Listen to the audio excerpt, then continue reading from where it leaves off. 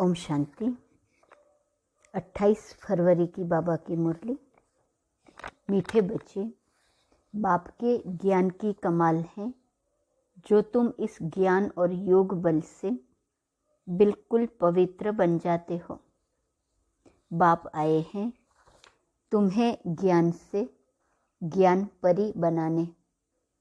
प्रश्न: बाप की कमाल पर बच्चे बाप को इन एडवांस कौन सा इनाम देते हैं?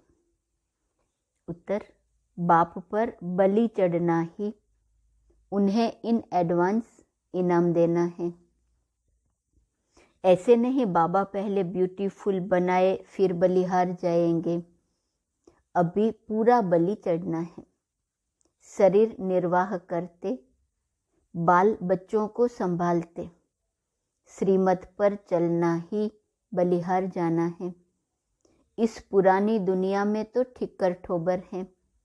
इनसे बुद्धि योग निकाल बाप और नई दुनिया को याद करना है। बाप की कमाल पर बच्चे बाप को कौन सा इनाम देते हैं?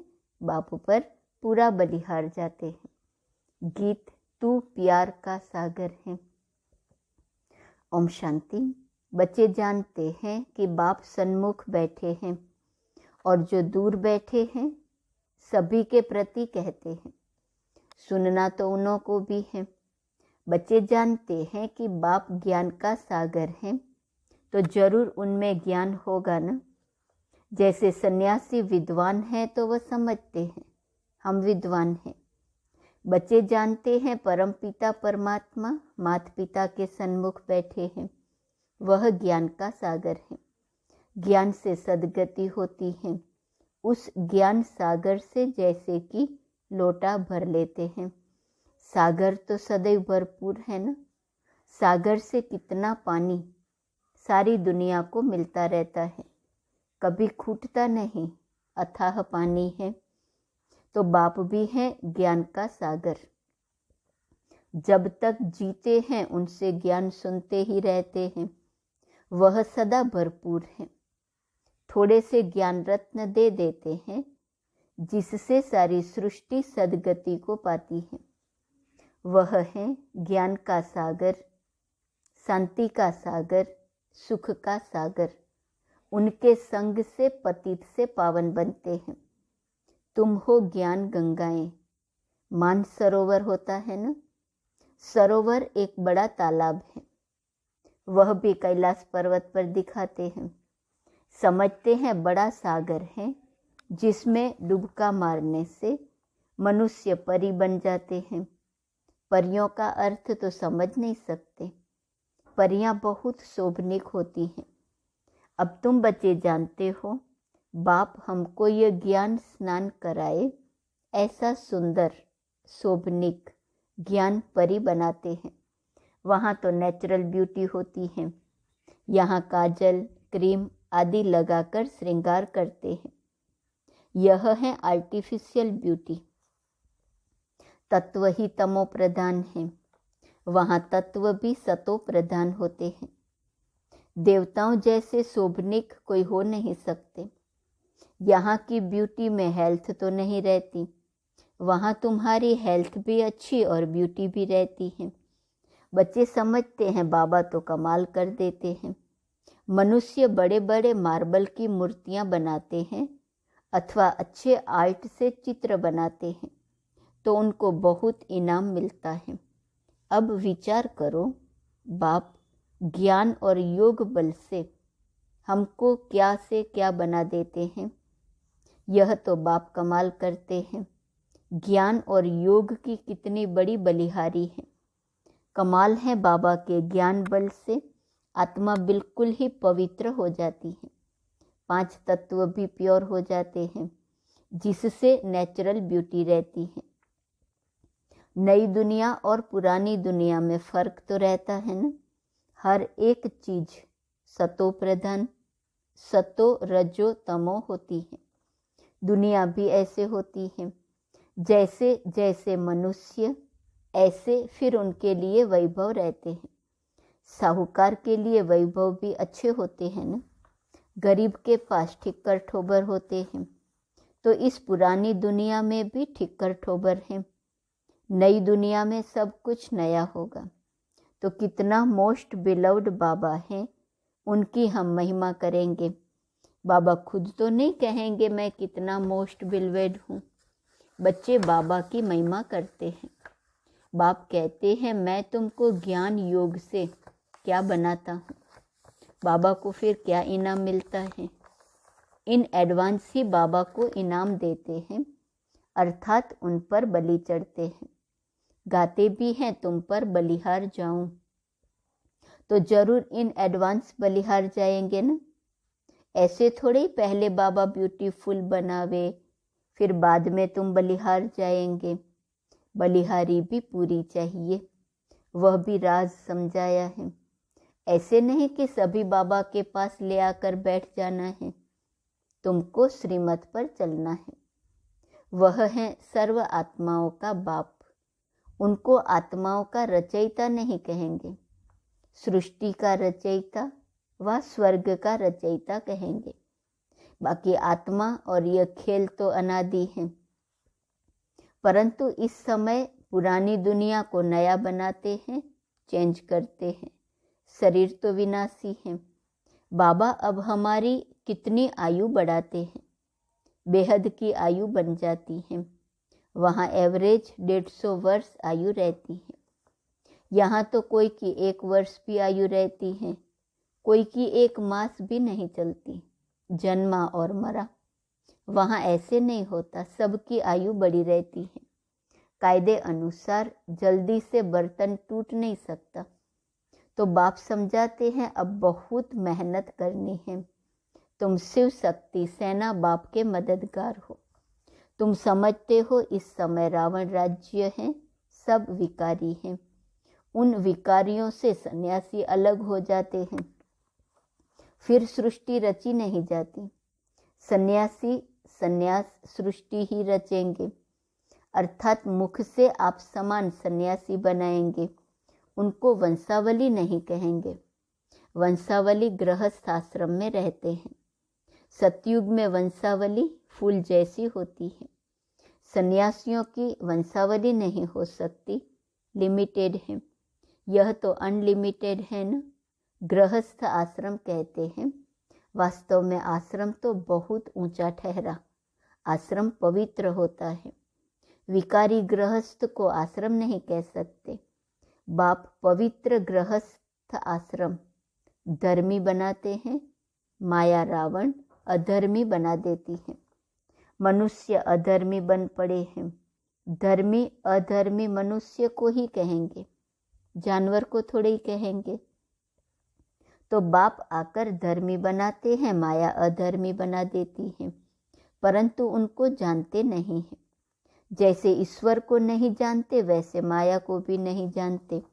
परमात्मा के लिए कह देते सर्वव्यापी हैं, परंतु सर्वव्यापी तो 5 विकार हैं। इस समय भक्त सब बाप को याद करते हैं, अर्थात सब में भगवान की याद है। ऐसे नहीं कि वह सर्वव्यापी हैं। 5 विकार ही दुख देते हैं, तो भक्त भगवान को याद करते हैं, बहुत दुखी हैं। फिर कह देते हैं दुख सुख भगवान ही देते हैं। रावण का नाम ही भूल जाते हैं और माया फिर संपत्ति को समझ लेते हैं। संपत्ति तो धन को कहा जाता है। इस समय सभी मनुष्य माया रावण के मुरीद हैं। तुम आकर ईश्वर के मुरीद बने हो। वह रावण के दुख का वर्षा लेते हैं, तुम बाप से सुख का वर्षा लेते हो। जो रावण के मुरीद हैं दुख का वर्षा लेते हैं, तुम सुख का वर्षा लेते हो। बाप आकर के माताओं को गुरु पद देते हैं। यहाँ कहते हैं पति स्त्री का गुरु है, परंतु वह तो और ही पतित बना देते हैं। द्रौपदी ने भी कहा ना हमारी लाज रखो। अब बाप कहते हैं इन कन्याओं द्वारा ही उद्धार करूँगा। कन्या का गायन है। कुमारी वह जो पियर और ससुर घर का 21 जन्मों के लिए उद्धार करे। इस समय तुम कन्याएं बनती हो ना, माताएं भी कुमारी बन जाती हैं। ब्रह्मा कुमारियां हो न, तो इस समय की तुम्हारी महिमा चली आती है। कुमारियों ने कमाल की है। बाप ने ही कुमारियों को अपना बनाया है, तो नाम बाला करना है। माताएं भी ईश्वरीय गोद ले कुमारी बन जाती हैं। तो कन्याओं की महिमा वैसे तो सिर्फ गायन मात्र है, अब फिर प्रैक्टिकल में तुमको बाप जगाते हैं। बाप ने कुमारियों को अपना बनाया है। सीढ़ी चढ़ फिर उतरना मुश्किलात हो जाती हैं। अभी भी देखते हैं तो कहते हैं ना, नाहक शादी की। फिर बच्चे पैदा होने से मोह की रग जुट जाती है। तो बाप समझाते हैं, आधा कल्प कन्या को शादी कराए विकारी बनाया है। अभी बाप आया हुआ है, कहते हैं पवित्र बनो। देखते हो पवित्रता में सुख भी है तो मान भी है। सन्यासियों का कितना मान है, बंधन मुक्त हो जाते हैं। वह है पवित्रता का बल, वह कोई योग का बल नहीं है। योग बल सिर्फ तुम्हारे पास है। उन्हों का तो है तत्व से योग, जहाँ रहते हैं। जैसे 5 तत्व है वैसे वह फिर 6ठा तत्व है। उनको ब्रह्म ईश्वर कह देते हैं, इसलिए उनका योग आर्टिफिशियल है। उस योग से विकर्म विनाश नहीं होते, इसलिए गंगा स्नान करने जाते हैं। अगर निश्चय होता कि योग से पावन बनते हैं तो फिर गंगा स्नान नहीं करते। इससे सिद्ध होता है कि उनका योग कायदे के विरुद्ध है। जैसे हिंदू कोई धर्म नहीं, वैसे ब्रह्म भी ईश्वर नहीं। रहने के स्थान को ईश्वर समझ लेते हैं। यह बाप आकर समझाते हैं। तो कुमारियां समझा सकती हैं, हम बीके इस भारत को स्वर्ग बनाते हैं, वर्ल्ड ऑलमाइटी अथॉरिटी राज्य बनाते हैं। बाप कहते हैं, माताओं का नाम बहुत बाला करना है। पुरुषों को इसमें मदद करनी चाहिए। यह पवित्र रहना चाहती हैं तो पवित्र रहने दो। तो बाप आकर पहले माताओं और कुमारियों को ज्ञान देकर अपना बनाते हैं। शिव वंशी तो सब है ही, फिर ब्रह्मा कुमार और कुमारियां बनते हैं। कुमार भी हैं परंतु थोड़े, कुमारियां जास्ती हैं। तुम्हारे यादगार का मंदिर भी यहाँ एक्यूरेट है। मनुष्य समझते हैं विकार बिगर सृष्टि कैसे पैदा होगी।